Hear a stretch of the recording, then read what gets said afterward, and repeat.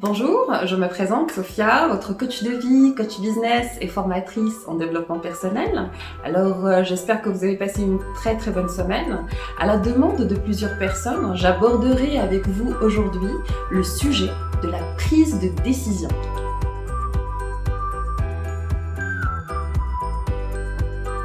Vous êtes perdu, vous ne savez pas quel chemin suivre, quelle décision prendre, dire oui, dire non. Nous perdons beaucoup d'énergie lors de la prise de décision quand on est perdu. Est-ce que j'achète ma maison maintenant ou après? Ici ou là? Je fais la branche marketing ou finance? Est-ce que je travaille dans les assurances ou à la banque? La première question, c'est pourquoi suis-je perdue? Alors, je suis perdue parce que j'ai peur. J'ai peur de l'échec. J'ai peur de me perdre. J'ai peur effectivement de choisir, de faire le mauvais choix. J'ai peur de me tromper et d'aller dans un chemin qui ne me convient pas. Et c'est pour ça qu'il faut prendre tout son temps lors de la prise de décision, tirer toutes ces cartes, tout noter pour pouvoir effectivement prendre la décision qui nous convient. Laissez-moi vous rappeler qu'une vie à zéro erreur n'existe pas et qu'on a le droit à l'erreur, que l'échec en tant que notion négative n'existe pas. L'échec est très important dans chaque vie. L'échec nous permet effectivement d'apprendre, c'est une occasion de grandir.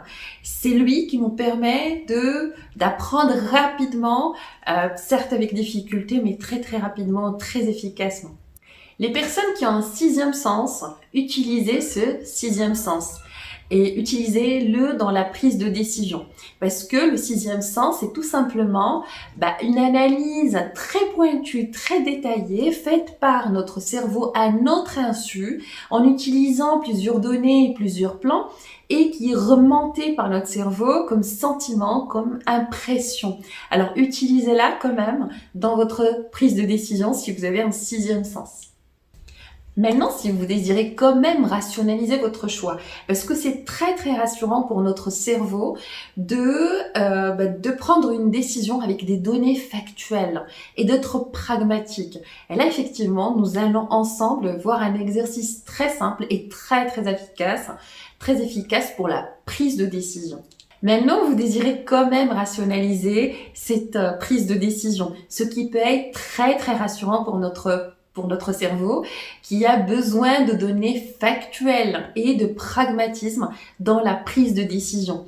Alors effectivement, nous allons ensemble aussi aborder d'ici peu un exercice très simple mais très efficace pour la prise de décision.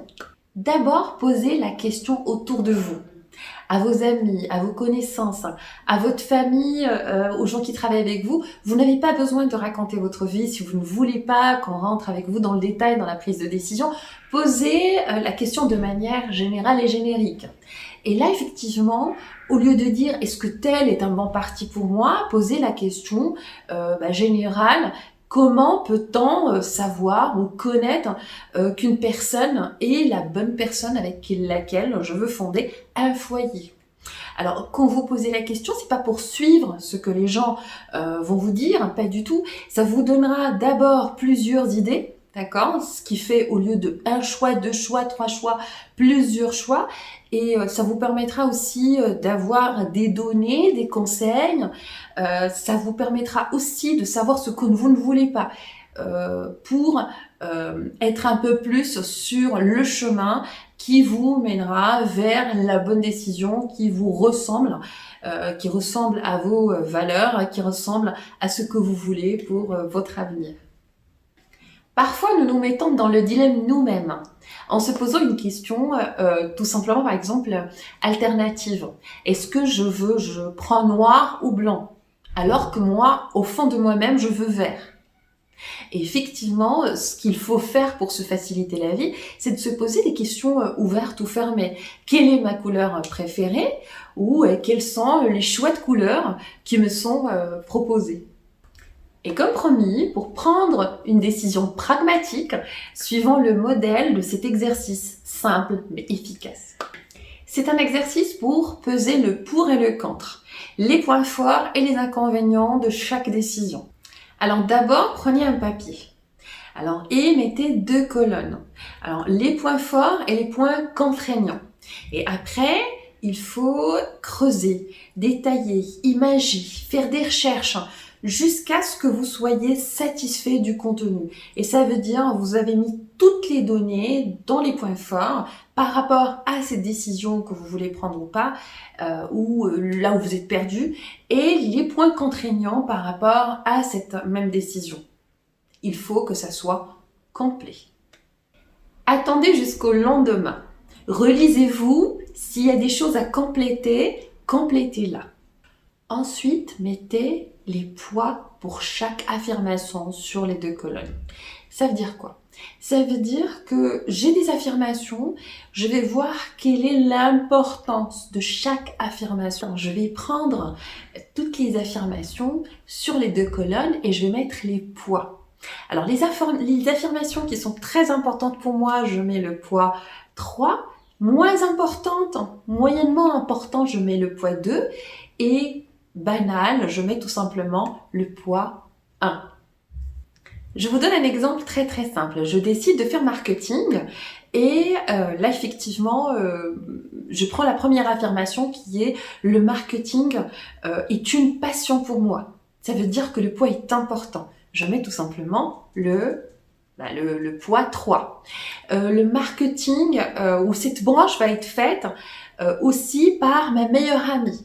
Mais vous allez quand même rester meilleure amie, même si vous faites 2 branches totalement différentes. Alors, c'est pas très très important. Ça va être poids 2 ou poids 1. Et faites-le pour la première colonne et pour la deuxième. De la même manière. Et là, effectivement, ensuite, vous faites tout simplement le calcul. Le calcul des poids. Et ça va vous donner une somme à la fin. Cette somme-là vous donnera une idée très très simple sur est-ce que la décision est bien ou la décision n'est pas bien. Est-ce que vous prenez du temps pour réfléchir à cette décision parce que la somme des points positifs est beaucoup plus importante que les points contraignants, ou c'est le contraire et je prends un peu de temps pour trouver une décision alternative.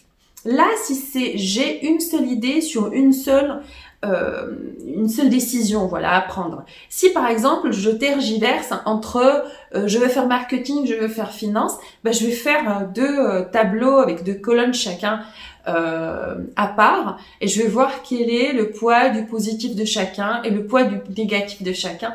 Et c'est à moi effectivement après de regarder les sommes et de prendre une décision de manière pragmatique et factuelle. Maintenant, il y a des règles très très importantes à suivre. Si vous ne les suivez pas, ça ne fonctionne pas, ça ne marche pas. La première des choses, c'est écrire. D'accord? Écrire, si vous me dites tout simplement, et ça m'arrive d'avoir à coacher des personnes qui me disent on a tout dans la tête, ça ne fonctionne pas. Il faut écrire. Il faut écrire, il faut prendre le temps d'écrire, il faut être dans un moment calme pour pouvoir réfléchir à chacune des affirmations que vous mettez sur la première colonne ou la deuxième colonne. C'est très très important. Et sachez qu'il n'y a pas de the bonne décision. Toute décision est une décision ponctuelle par rapport à une donnée précise et que vous avez quand même le droit de changer de décision après n'importe quoi, 6 mois par exemple, en sachant que c'est pas bien de changer à chaque fois de décision, mais quand vous avez fait le pour et le contre, que la décision est déjà prise, que vous êtes dans le chemin et que vous avez passé que 1 mois, 2 mois, que vous découvrez que c'est pas le bon chemin, revenez en arrière, faites cet exercice qui est très très bien pour prendre un nouveau chemin et prenez la bonne décision. Dans la prise de décision, faites-vous aider. Si c'est une décision très très importante pour vous, qui va être la décision de votre vie, que ce soit parcours professionnel, mariage, voyage pour immigration ou autre, prenez rendez-vous avec un professionnel, un coach de vie qui vous aidera à mettre tout simplement en ordre vos idées, vos priorités, vos besoins du moment. Et c'est très important, ça prendra pas beaucoup de temps et c'est très très très efficace. Moi, de ma part, je répondrai à toutes vos questions et comme toujours, quand vous me les posez ou sur les commentaires ou quand vous me laissez un mail sur ma boîte mail que je laisse toujours dans la barre d'infos. Et effectivement, si vous avez un nouveau sujet, n'hésitez surtout pas. Je vous invite à vous abonner, à liker si vous avez aimé. N'hésitez surtout pas, si vous avez des amis aussi qui sont dans la prise de décision, à leur envoyer cette vidéo. Ça pourra peut-être les aider à prendre le bon chemin. J'espère vous avoir aidé à y voir un peu plus clair et je vous dis à très très bientôt.